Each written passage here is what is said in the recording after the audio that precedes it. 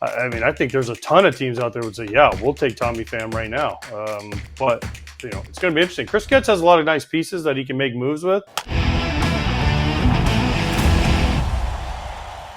Loyal guy in the chat for a long time. Basically just said Tigers buyers or sellers because they just beat the Dodgers in a series, and the Dodgers he said that the Tigers are the hottest team in MLB and they beat the top team, the Dodgers. I wouldn't call them the top team, but yes, I get what you're saying. They beat a good team in the Dodgers. Unfortunately, that's just not how it works in baseball. You beat one team in one series. That doesn't tell the story. It does vault them a little bit closer to the playoff picture, but I don't know what their percentage chance is from Fangraphs and the other stat spots.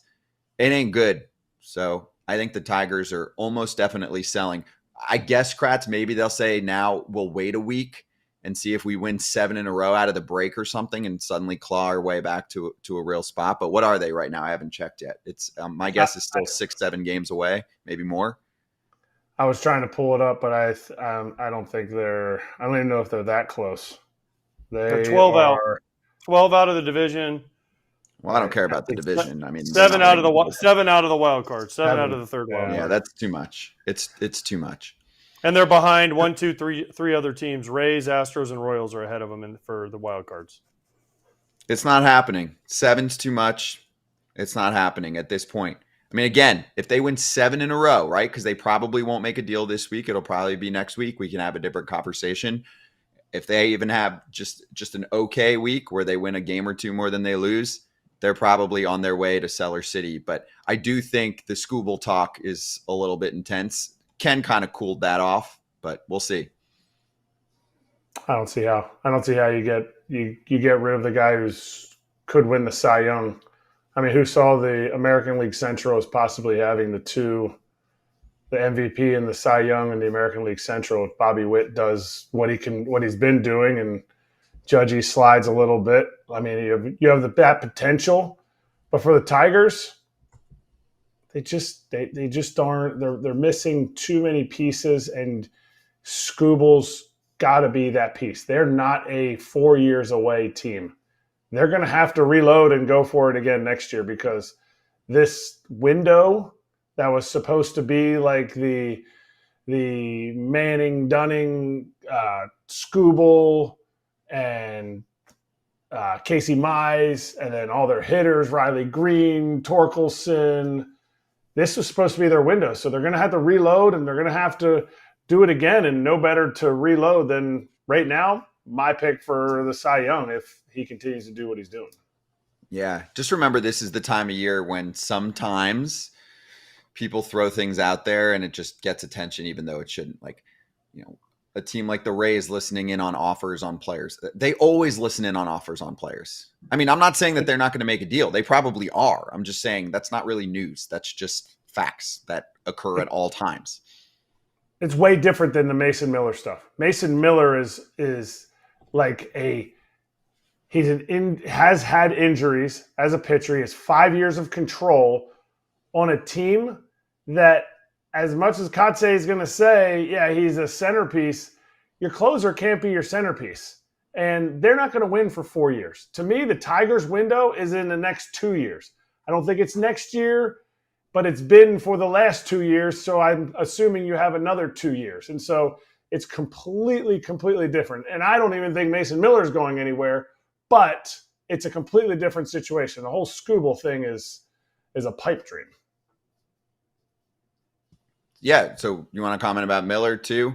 AJ, Katse was spoken to the other day, and he said, I don't think he's going to be traded for us where we're trying to go, what we're trying to do to build something from within. He is a big part of that development. I can't say 100% because I don't make those decisions, but when I look at him, I see part of our nucleus. He's not going anywhere. Okay. They have to go. They have to have some players when they go to Sacramento next year. They can't just, say, we traded everybody away. I mean, they have to have somebody. So I think he's a star. He made the All-Star team. They have Rooker. I mean, Mason Miller has 5 more years of control. They're not trading him. I mean, think about it. Next year, Kratz in Sacramento, 110 degrees on the turf. Mason Miller is going to give people nightmares. He already gives people nightmares. throwing 103, which I was talking about it before he came in the game, actually with your dad, Scott, and I was like, it's so crazy. And Jeremy, one of our producers, I was like, man, I'm like, no, people used to like, oh, gasp when Bobby Jenks threw 100 when he, be 99, 99, and then he hits 100, and you're like, oh, wow. Like everyone, Mason Miller's first 2 pitches were 99, and nobody even reacted. And then he pumped a couple 103s, and that got people like, ooh, like you heard the murmur in the stadium, and he can do that, but he's not going anywhere. And let's finish with Tommy Pham.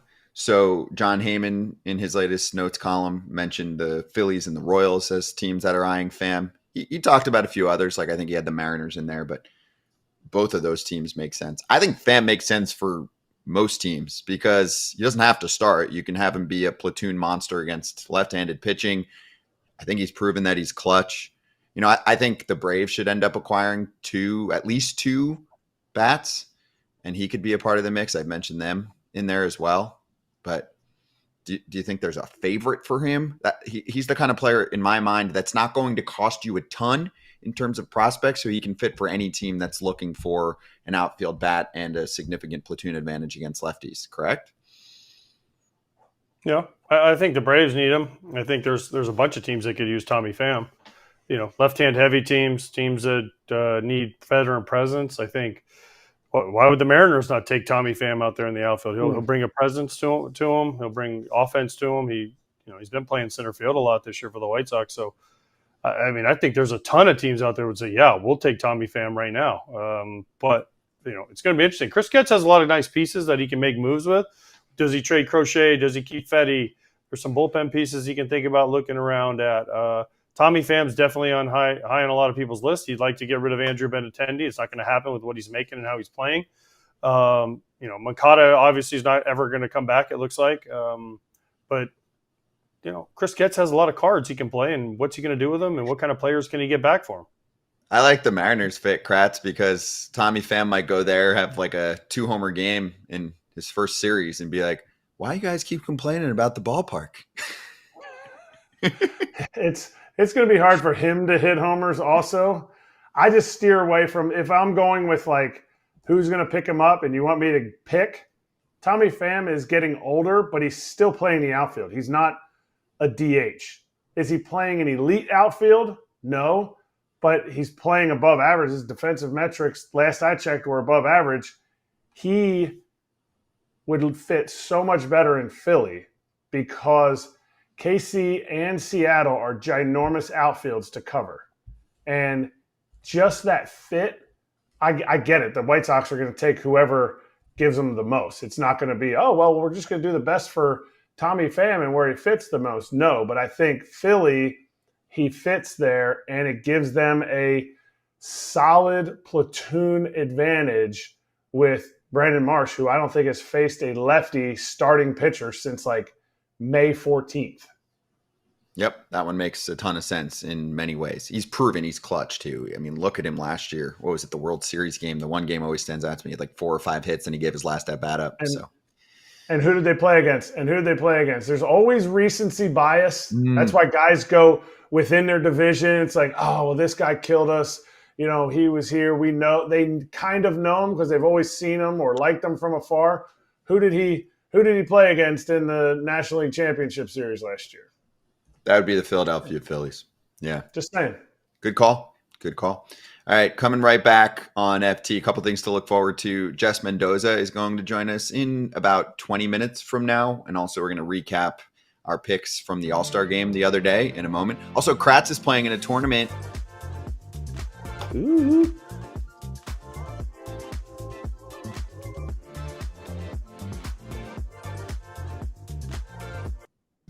What's up, FT fam that's watching on YouTube right now? I hope that you liked this video because it's really all you have to do to get free content. You don't. Let's talk about a new perspective on performance apparel, and that is Viori. I don't think we're going to be able to top the way that Alana and Kenton praised the brand, a new partner that's here on FT, but we'll try our best right now because Kratz you're wearing a little Viori action. So let's get your first response. I don't know how else to say it. Like, I don't have high-end clothing, and this is like the nicest shirt I've ever put on in my life. It came in the mail yesterday. Last night when I got back, I'm like, yes. I'm gonna try it on. How good could it be? Like, it's built up. I'm like, how really good could this be? This is easily the nicest shirt that I've ever put on in my life. It is so, like, it feels so, like, just light and airy, and like I don't know how to explain it other than it's freaking awesome. It is a fresh take on athleisure. There you go. So what, I know you're putting your hands up. It's on you, dude. AJ's in. I mean, I don't understand. .com/foul. What? I mean, AJ's wearing one too. He wants to go to you. I mean, I don't even understand. Y'all don't even include me in these sponsorships half the time. I want you to star in these sponsorships. I was not given the memo. I'm not sitting next to you today. I mean, I got Viori on. I wear Viori all the time. I wore Viori before Viori was Viori. Okay? So, listen. I mean, I ordered my extra Viori yesterday, but I got a bunch of shirts, some shorts. My son rocks the shorts and the shirts. He loves them. I mean, they're good stuff. So, FT fam, you see the code 20% off your first purchase at viori.com/foul. Everything is designed to work out in, but doesn't look or feel like it. So again, that's viori.com/foul for 20% off your first purchase. Viori is an investment in your happiness, and you can get yourself some of the most comfortable and versatile clothing on the planet. Also, in addition to the 20% off your first purchase, you can get free shipping on any U.S. orders over $75 and free returns. Again, viori.com/foul and discover the versatility of clothing. Hey, everybody. Be sure to like and subscribe for more content. We're back here every weekday, all year long, so do not miss an episode. The videos are coming in all day. Here's another video you might enjoy. Baseball the way it should be covered.